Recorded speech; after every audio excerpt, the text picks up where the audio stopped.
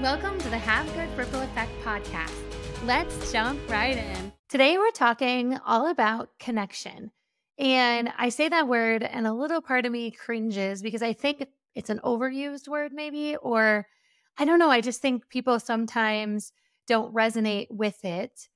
But for me, connection, it's kind of the crux of all of the things that we do every day. And today we're going to hit on how do you have better connection with people, specifically when you're networking. I think there's a almost a bad networking gets a bad rap. And maybe it's because most of us sit with a cocktail at a work networking event and we're like, so how's the weather? Right? There's just enough awkward moments that we can remember to make it be true. I mean, I get it.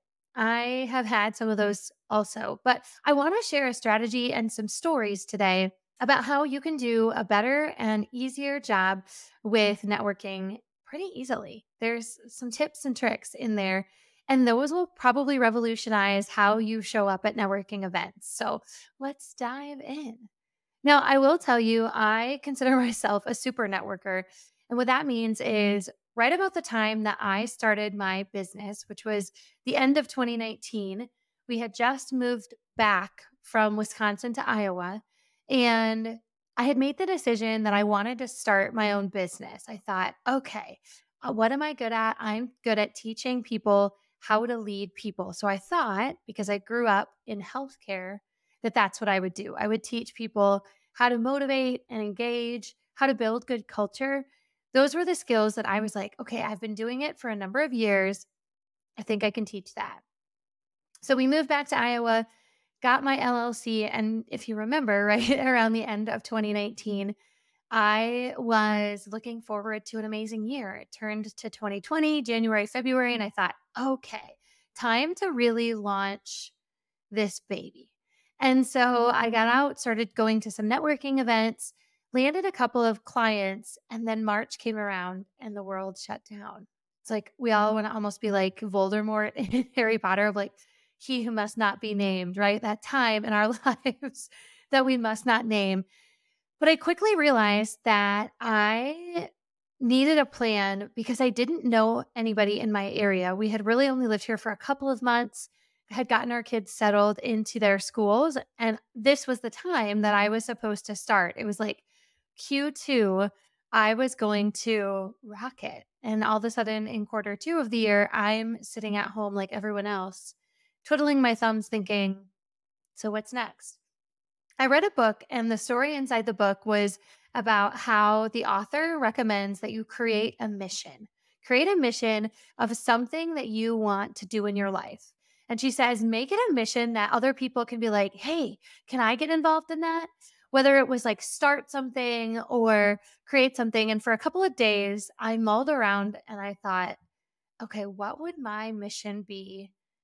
What am I good at and what does the world need? That's what kept rolling through my head. What am I good at and what does the world need? And I finally decided that the world needed connection because we felt very isolated. And it's also something that I'm good at. And so I got to work. I decided to put out some social media posts saying, I'm on a mission to meet a million people. Who do you know? And then I also sent out an email saying, I'm on a mission to meet a million to a few friends. Who do you know? I would love to talk about leadership and life. Who can give me 30 minutes on Zoom? Now, everyone could give me 30 minutes on Zoom if you weren't in healthcare, right? It was funny that the only industry that I really wasn't networking with was the one industry I came from. But I think in hindsight, it actually worked out better because I already had a good peek into that world because that's the world I knew. But I didn't really get it. I didn't have a good lens to, okay, what is it like if you're in construction and now it's COVID? What is it like if you're insurance and now it's COVID? There were all of these different, almost like seats in the arena, right? We're all like watching this play. But depending on where you are positioned, what career, how many kids, where you're living, gosh, your vantage point looked a lot different. And so from that email and from that social media post, I had, 10, 15 people say, well, I can meet with you for 30 minutes. I'm like, okay. So I started meeting, and in each of the 30 minutes, I was like fumbling for the exact questions to ask. And I switched them, like, hi, who are you? Tell me about you. And I don't know how I stumbled upon it, but there was a YouTube video from Jerry Seinfeld, the comedian.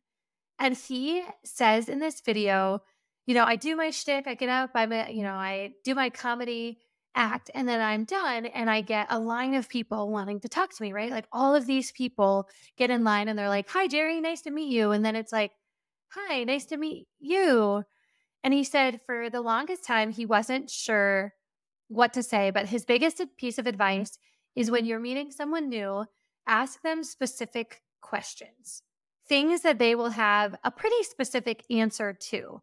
And just for example's sake, I'm going to ask you a non specific question, and I want you to imagine your answer. So the question goes, okay, how are you today?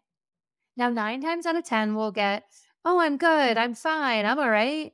Kind of the standard answers, very generic, and there's nowhere to pivot into that conversation, right? If you tell me, "Oh, I'm doing good," and then I say, "Good, good," or just "good, good," it doesn't help the conversation gain momentum. And so he says, ask them things like, hey, where are you from? I've done this with rooms of hundreds of people. I do a lot of keynote speaking and workshops. And sometimes I'll say, okay, in unison, I'm going to ask you this question, answer it. Where are you from? And the whole room says, I'm from here, and I'm from here, and I'm from here. Because we know the answer. We go back into our almost like our archives or our filing cabinet and we grab that information and we're like, boom, this is the answer. Following that up with a couple more questions. How long have you lived there? Oh, I've lived there, 5, 6 years. Oh, have you always lived in that place? Or, where did you live before? Asking very specific questions, they will give you the specific answers back. And that gives you a place to pivot. Now, the follow up to that, and I can't remember if it's in the video or if I just added it, who knows? I added in preference questions. So, where are you from? I'm from Iowa. Is it cold there? Yeah, it's really cold, but we used to live in Milwaukee, Wisconsin. Gosh, it was a heck of a lot colder up there. And then following those two questions up with something like this. Do you like the cold or, moving down to Iowa, was that like a good thing? And I would say, I love the heat. So you could probably move me a little bit farther south and I'd be like a happy bird even if it was sweaty and 90-degree weather. Now, when you look back at that conversation, there's all sorts of things to pivot towards. What do you do when it's warm? Do you like to ski when it's cold? Like you can start to ask preference and specific questions over and over and over. And all of a sudden, you have a lot more meat, right, to chew on in that conversation. So I really invite you to use that strategy when you're networking. Now, it's a little bit awkward because that first question, I often will ask, tell me a little bit about you, because I want them to give me important nuggets that they find valuable, right? Like, I'm from here, I have that, I've got 2 kids. And then instead of following up, tell me about you, and then they'll say, well, tell me about you. I don't often answer with an elevator pitch. It's just not my style. And I don't think people find it as authentic because it feels rehearsed and it's a little bit awkward, right? I mean, we all know elevator pitches. We try not to make them awkward, but they are. And so what I actually do is I will, in my mind, keep track of 1 or 2 things that they told me. They have kids, they grew up in a small town, maybe I'll hold on to a third, they work in insurance. And then I just share back to them in relation to that. Like, oh, it's so funny. I grew up in a small town. I've got 2 kids, middle school, elementary age. And then I'll say, I didn't work in insurance, but, gosh, Des Moines, Iowa is the insurance capital of the world, it feels like, because so many people work in insurance. All of a sudden, I have tied their story to mine. Now we have some similarities and a few differences. And then I'll follow that up with, have you always lived in, Iowa? Have you always lived in Minnesota? And I follow it up right with that specific question or 2, followed by preference. Now, you might be thinking, okay, Lisa, I don't network often. Like it's not a part of what I do. And I will often say to people, these work even with, your awkward family member that you end up having to sit next to on the couch at Christmas. It works great for work meetings when you've got a coworker that walks into the room and sits next to you and you're always like, gosh, what do I talk to them about? These tips and tricks work in those situations too. And you can kind of zoom in and zoom out, whatever situation you're in, and think about, okay, what specific question could I ask? Sometimes I'll even say, like, hey, have you tried the new restaurant in Des Moines? If they're like, no, I don't like to go out to eat. I'm like, oh, do you cook? Right. It just gives me a way to almost like chuck that off the list. Okay, ask about this. Nope, doesn't like this, likes that. And once I finally hit on a topic that really lights them up, that's where the gold happens. Oftentimes people feel like they've gotten to know me really fast, and it's true. They have, because I focus on specific and preference questions versus the generic questions that almost keep us above the surface. I want to go like one layer deeper.